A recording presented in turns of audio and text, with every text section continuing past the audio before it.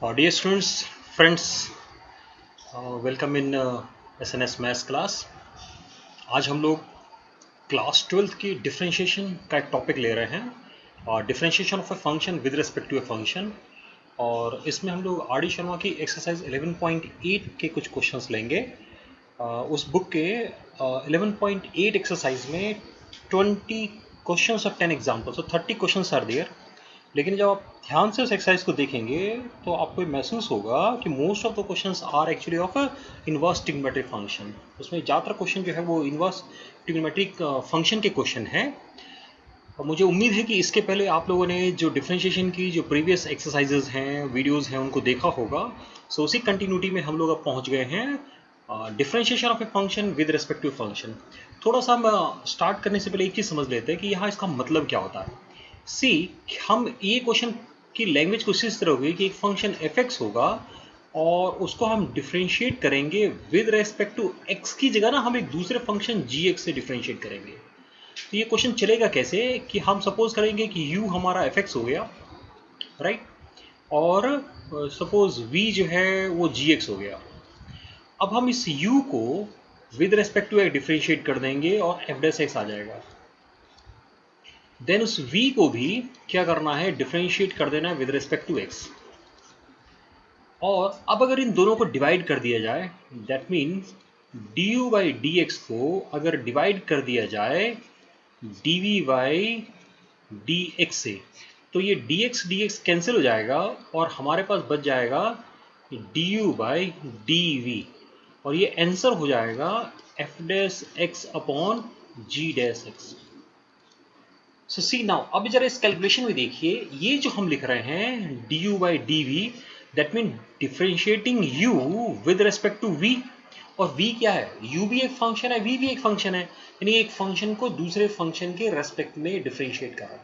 इसके अलावा इस एक्सरसाइज के अंदर कोई फॉर्मूला नहीं है, so no new formula is there. Simply आपको क्या होगा, दो फंक्शन दिए होंगे, एक को दूसरे के रेस्पेक्ट में डिफ्रेंशिएट करना, दोनों को ही हम x के रेस्पेक्ट में डिफरेंशिएट कर लेंगे। एंड देन क्या करेंगे हम कि डिवाइड करते समय उनका रेशियो लेते समय ध्यान रखना है कि जिसके रेस्पेक्ट में डिफरेंशिएट कर रहे हैं ना वो डिनोमिनेटर में आना चाहिए। बस इतनी इस एक्सरसाइज है। तो एक्चुअली इस एक्सरसाइज के बहाने आप कि इनवर्स ट्रिग्नोमेट्री एक्सरसाइज को का भी एक तरह से रिवीजन हो जाएगा। सो अगर एक्सरसाइज को देखेंगे, सो एक्सरसाइज में जो भी क्वेश्चंस हैं, देयर आर 20 क्वेश्चंस, और उन 20 क्वेश्चंस में से first 3 questions, question number 1, 2, 3 and question number, एक ये जो मैंने लिखा है क्वेश्चन नंबर 8, इन 4 क्वेश्चंस को एक तरफ कर दीजिए। तो रेस्ट जो 16 क्वेश्चंस है, all questions are of inverse trigonometry. बाकी रिमेनिंग सारे के सारे क्वेश्चन जो है वो इनवर्स ट्रिग्नोमेट्री के हैं। चलिए इसी क्वेश्चन से स्टार्ट करते हैं, थोड़ा सा आइडिया लग जाएगा, और तब हम क्या करेंगे कि डिफरेंशिएशन ऑफ, मैंने डिफरेंशिएशन पे तब हम क्या करेंगे कि इनवर्स ट्रिग्नोमेट्री की दो क्वेश्चन लेंगे इस क्वेश्चन के बाद में।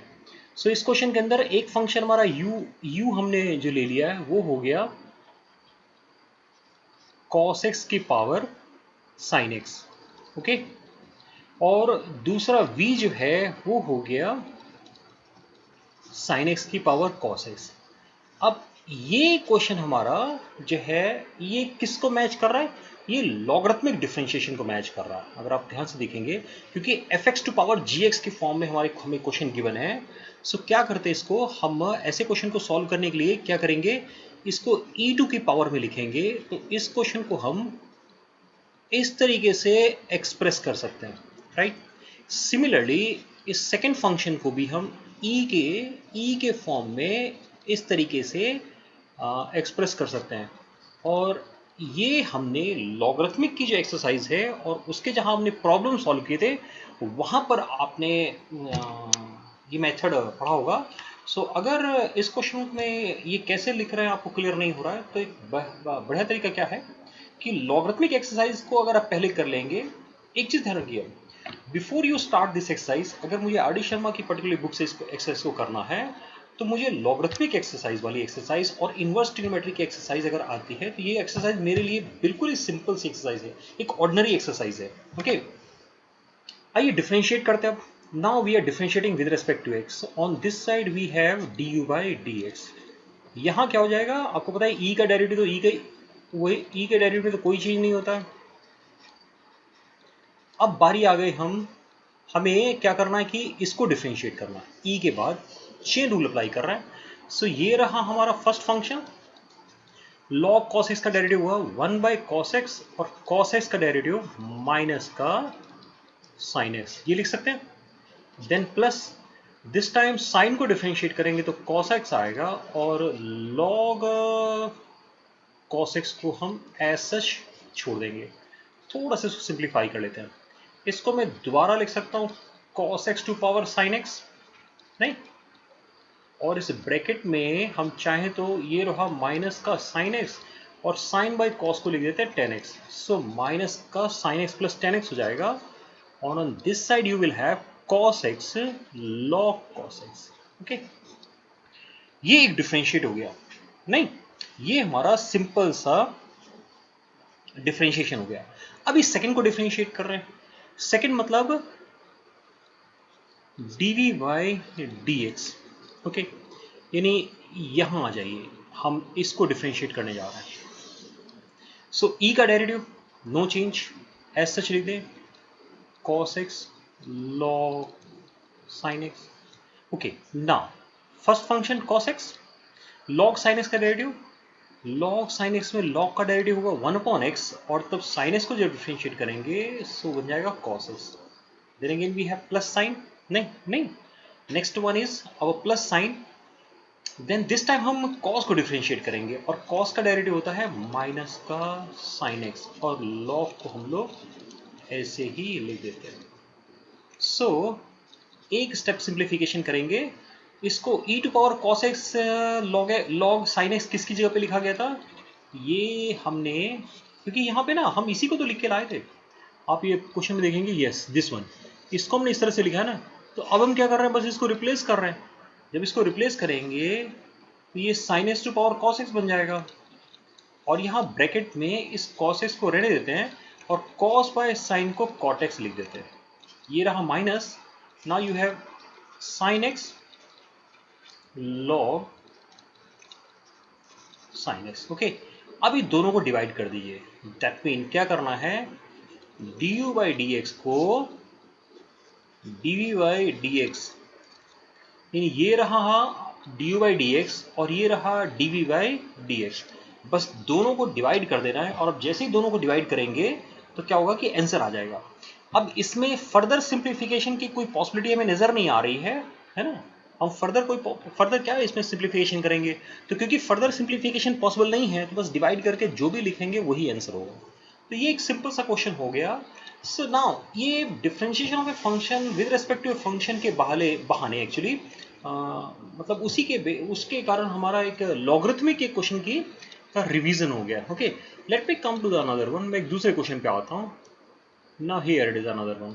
एक क्वेश्चन और आपके सामने है, ये क्वेश्चन नंबर 6 है, और ये क्वेश्चन सीबीएसई में 2 बार आया है।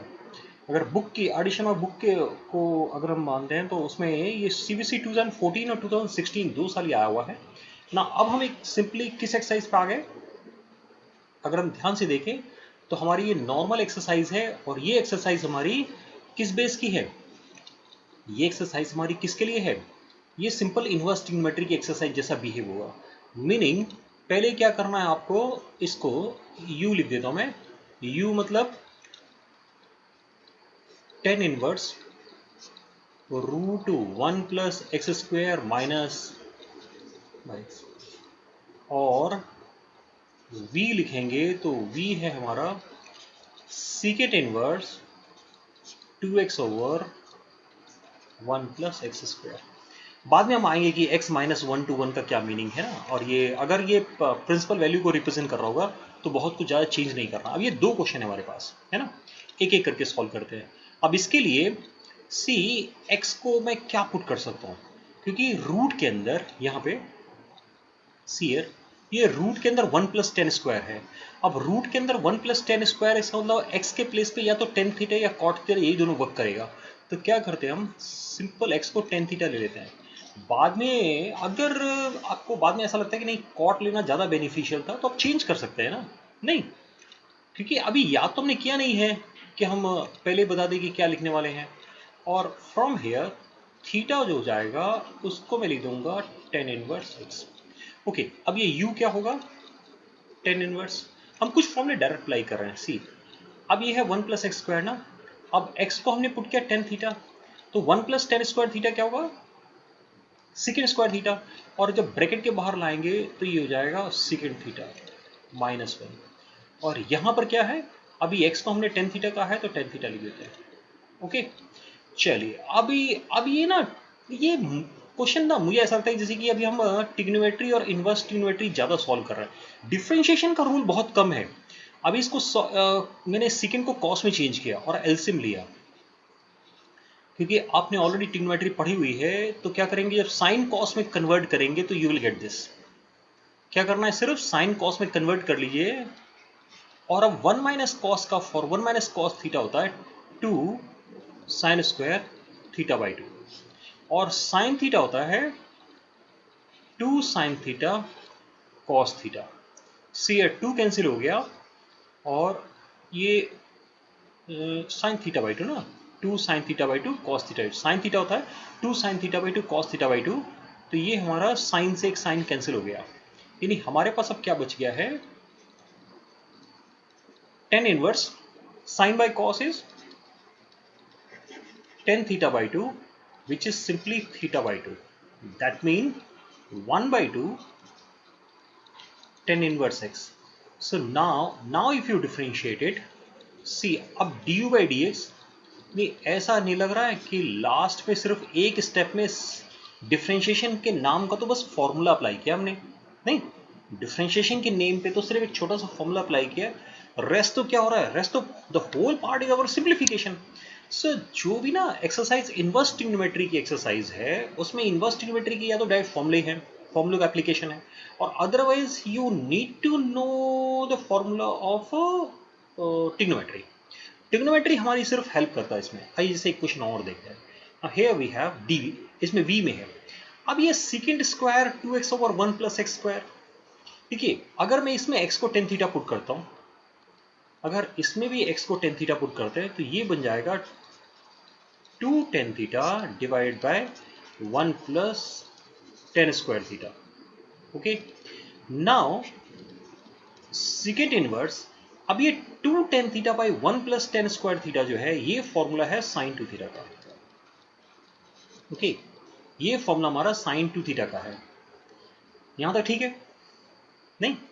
सो नाउ सेकेंड इनवर्स, और ये साइन 2 थीटा, अब एक प्रॉब्लम है, एक है सेकेंड और दूसरा है साइन, नहीं, एक है सेकेंड दूसरा है साइन। साइन को मैं कॉस में तो चेंज कर सकता हूं, राइट ना। Let me see the question एक बार, क्योंकि कहीं ऐसा तो नहीं क्वेश्चन लिखते इसमें। Okay, it is question, okay, I feel little sorry here, क्योंकि मुझे ना अभी एक कंफ्यूजन हुआ कि ये जो सेकंड में तो क्वेश्चन नहीं सॉल्व होगा, क्योंकि सी अगेन, एक सेकंड है हमारे पास, वेट इज, हाँ, ये एक सेकंड और एक साइन है, ये कहीं कहीं कुछ गड़बड़ लग रही थी मुझे। तो मैंने चेक किया बुक में, तो बुक में ना ये सेकंड नहीं, ये साइन लिखा हुआ है। अब अगर ये साइन हो जाए, ये साइन हो जाए, ये साइन हो जाए, ये साइन हो जाए, इसे क्वेश्चन लिखने की मिस्टेक थी और हम उसी तरह से मैं सॉल्व कर गया।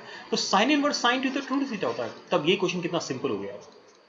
2 और थीटा है टेन इनवर्स एक्स। अब अगर डिफरेंशिएट करेंगे डी वी वाई, आप क्वेश्चन को मिला लीजिएगा बुक से, है ना, ऐसा नहीं है कि सॉल्व नहीं हो रहा था तो मैंने चेंज कर दिया क्वेश्चन को। एक्चुअली ये जब क्वेश्चन टाइप किया गया है तो उसमें शायद टाइपिंग मिस्टेक हो गई है और साइन की जगह सेकेंड टाइप हो गया। Okay, so now we have d u by d x और डी बाई डी एक्स दोनों आ गए, दोनों को डिवाइड करेंगे। Let me here dividing. So now what we have, d u by d v, d u था 1 by 2 1 over 1 plus x square, यहाँ है 2 1 over 1 plus x square. So your answer is 1 by 4। Check कर लेना है।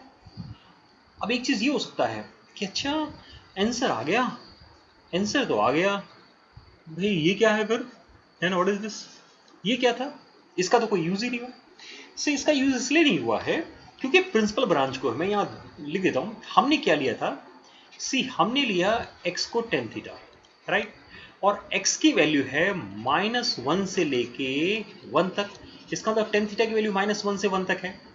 अब tan theta -1 यानी theta -4 से लेके π/4, और ये जो हम फॉर्मूला अप्लाई कर रहे हैं tan थीटा का, tan इनवर्स tan थीटा, ये फॉर्मूले के लिए θ/2 का होगा क्योंकि इसमें θ/2 यूज हो रहा है ना। ओके, सो θ/2 की वैल्यू बिलोंग करेगी माइनस का π/2 से लेके π/2, राइट, और थीटा की y2 -π/2 से π/2 है, दैट मीन ये इसके प्रिंसिपल ब्रांच की वैल्यू है। और यहाँ पर फॉर्मूला हम 2 थीटा के लिए अप्लाई कर रहे हैं, so again we are dealing with the principal branch. ये पूरा का पूरा क्वेश्चन क्योंकि प्रिंसिपल ब्रांच से था, है ना, ये क्वेश्चन, सॉरी ये 8 ना, वेट, हम यहाँ 2 से डिवाइड कर रहे हैं।